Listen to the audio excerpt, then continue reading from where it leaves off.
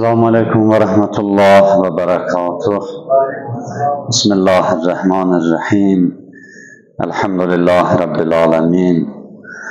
الصلاة والسلام على رسول الله الأمين سيدنا ومولانا وطبيب قلوبنا وشفيع ذنوبنا أبي القاسم المصطفى محمد صلى الله عليه وآله وسلم.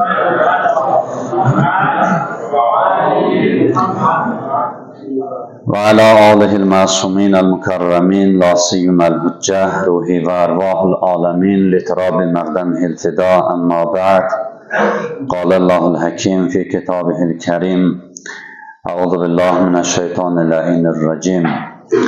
يا أيها الذين آمنوا اتقوا الله وكونوا مع الصادقين. صدق الله العلي العظيم.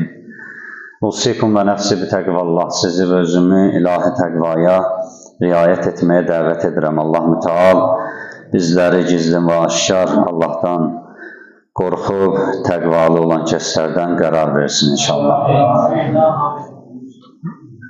Bugün iki əlamətdar gün üst-üstə düşür, təsadüf edir.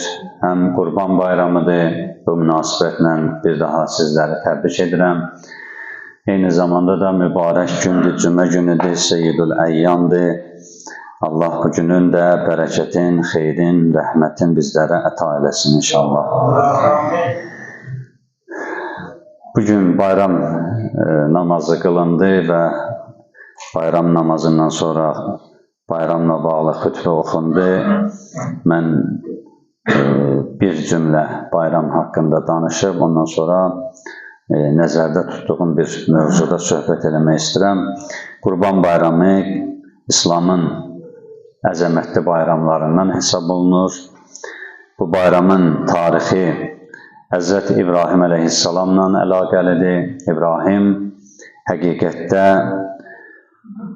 Tövhid qəhrəmanı kimi tarixdə iz buraxıb. Yəni Allahın təkliyini dünyada ispat etmək üçün əlindən gələni edən və bütün insanlara örnək olaraq tarixdə yaşayan bir şəxsdir Həzrət İbrahim. Qurban Bayramı İbrahim əleyhissalamın Allaha olan eşqinin təcəllasıdır. Allah üçün Həzrət İbrahim əleyhissalam hər şeyindən keçməyə hazır oldu. Hətta öz evladından belə. Burada söhbət bir heyvanın kəsilməsindən yox, bir bəndənin Allaha hara qədər itaət edə bilər mövzusudur. İbrahim dastanında İsmailin qurban kəsilməsində qəhrəmanlıq tək İbrahimin yox, həm də İsmailin payına düşür.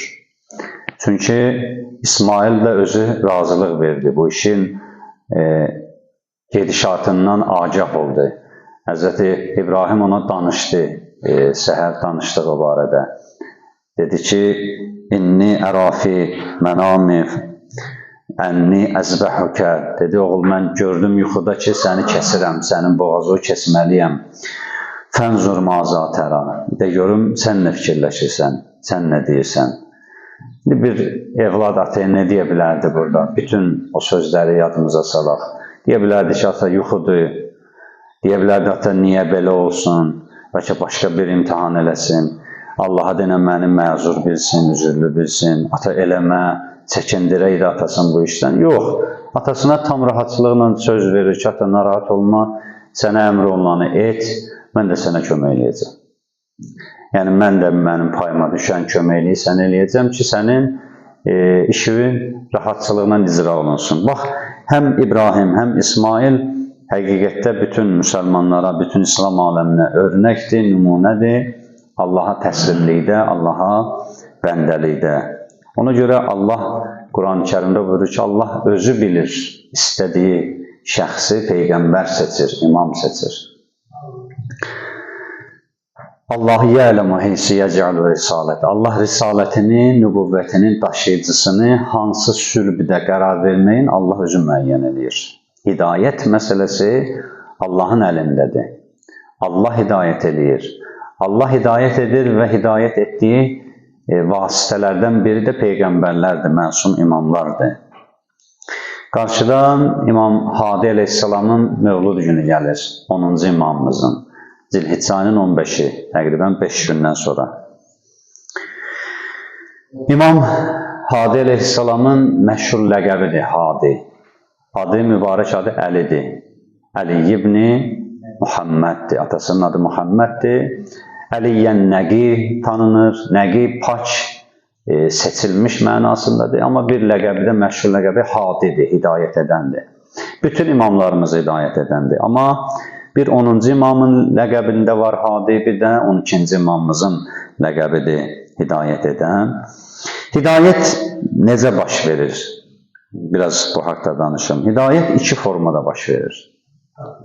Birinci hidayət təkvini hidayət adlanır. Yəni yaradılışda bir hidayət var. Allah varlıq aləmini bir düzülüşdə qurub ki, bunların hamısı dolanır, fırlanır, Allaha tərəf gəlir. Allaha tərəfdir hər şey. Belə dedi, üzü Allahadır hər şey. Yaranmışların hər bir şeyi, insan da daxil. Buna deyirlər təkvində hidayət. Yəni Allah quruluşu bu cür yaradıb, sistemi bu cür qurub ki, hər şey onu tanıyır. Kun yusabbihu lillahi ma fis semavati və ma. Yerdə, göydə, yerlə göyün arasında hər nə var, Subhanallah deyir. Allah paçdır deyir. Allah ucadır, Rəbbimizdir deyir. Varlıq aləmində bu səs, bu ahəng var. Hətta deyirlər, ürəyin ritmi də bunu deyir. Allahu Ekber deyir.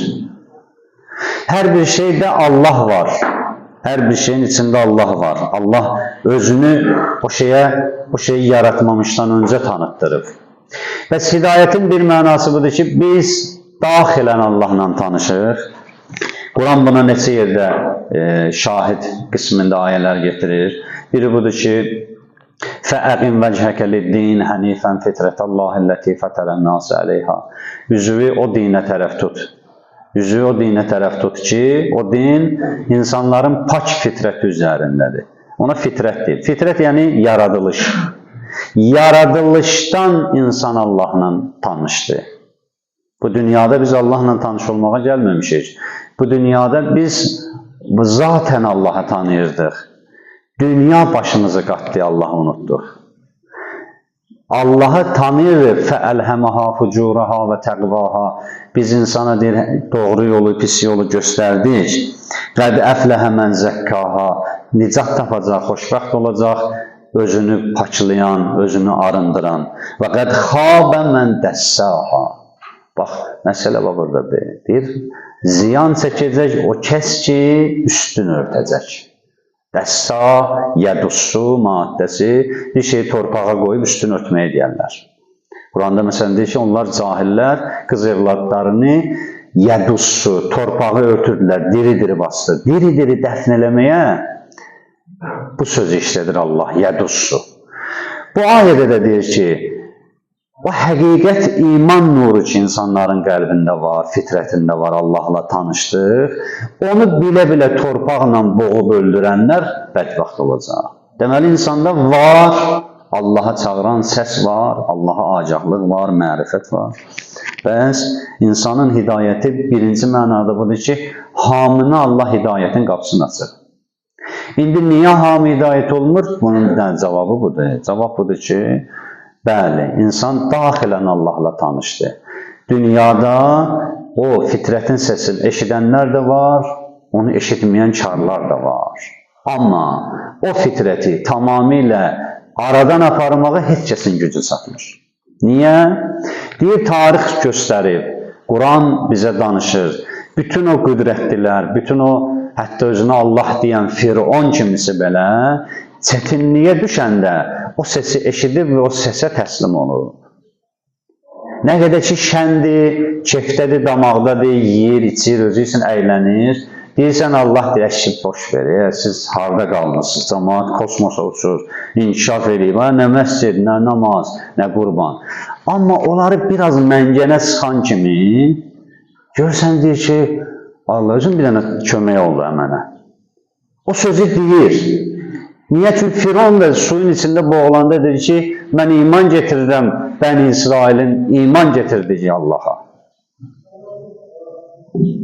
Deməli, insan o səsi şad olanda, əylənəndə, belə deyək də, ehtiyatsız özünü hiss